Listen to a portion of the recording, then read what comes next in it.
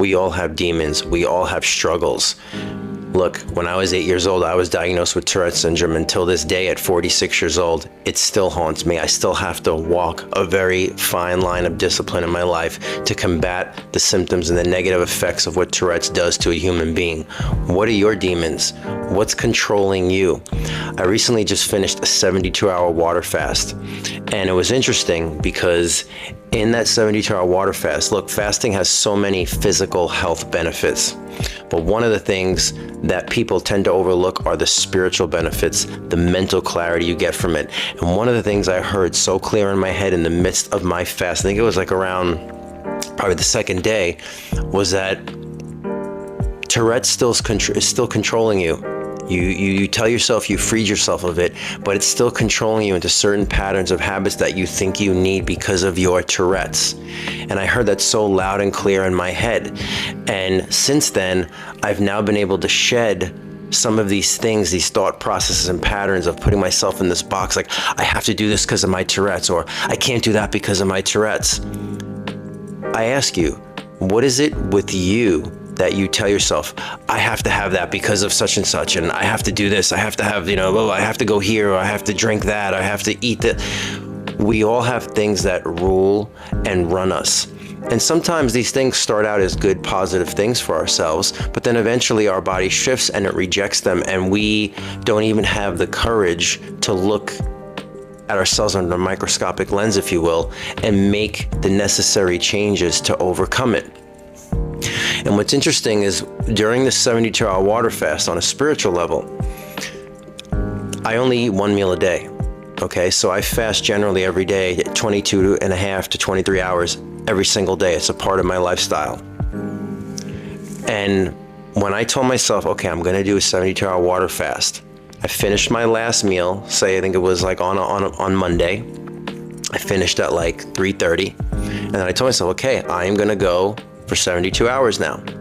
That night, around like midnight, 1 o'clock in the morning, I woke up and I felt hunger pains, and I was hearing in my head, you're hungry, you're starving. And then I had to stop myself and be like, this is typically normal for me, where I would have finished my meal at like 3:30 and then not eat till the next day at that time, at like 2 o'clock, 2:30, because then I would, 23 hours or so.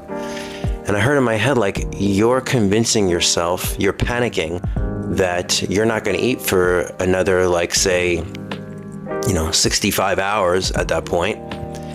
And it's like, was the subconscious mind fucking with me? And I was like, wow. Because again, typically I would be fine, because this is a normal pattern for me. And then I thought about, like, Jesus going to the desert for 40 days and 40 nights, how the serpent was trying to tempt him with food, water, and he was there to hear God's word. And it's like, fasting, again, as a holistic health practitioner and a functional diagnostic nutritionist doing what I do, I advocate it for every one of my clients to some degree, shape, or form. It is what it is. You could tell me, I'm hypoglycemic, I gotta eat. Listen, there's ways to train your body into doing certain things if you want to get the benefits. Okay? So, aside from all the physical, I'm talking spiritually here right now with you all.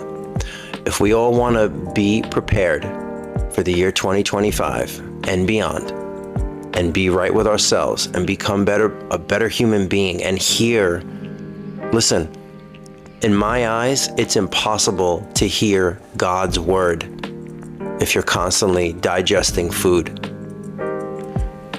There's a reason why Jesus did it for 40 days and 40 nights in the Bible. There's a reason why in the Muslim religion there's fasting. There's a reason why in the Jewish religion there's fasting.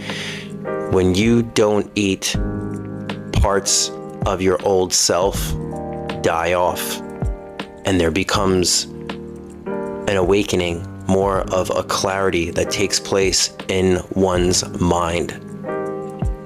And it's just so important for, I think, people to experience this awakening, to become a better person. And then again, 72 hours shows you can really starve cancer cells. You can reset the gut microbiome. You're giving all of your organs such a break from having to work, which is so important for the liver, the kidneys, the gallbladder, you name it. So what I'm saying to you guys is look in the mirror and try to get clarity as to what is controlling you on a daily basis. I have to do this because, whatever diagnosis you may have gotten from a doctor, I have to do this because of that. I have to do this because of that. Really try to look what's controlling you and really try to get clarity and see how you can break free from it. And I promise you, if you can discipline yourself into some form of fasting, look, 72-hour water fast is not for a novice person. You must be advanced before you even attempt to do something like that. But if you just simply start with restraining from eating, say if you're eating 4 meals a day, knock it down to 3, then knock it down to 2, then knock it down to 1. Gradual baby steps. You're disciplining your mind, and while you discipline your mind, the mind gets clearer and clearer and clearer, and a lot of miraculous things take place. So I encourage you all, give this a try in some way, shape, or form, and always consult with your physician and take things in baby steps. But I promise you, in order to become connected and to hear God's word and feel his presence at such a deeper level, fasting.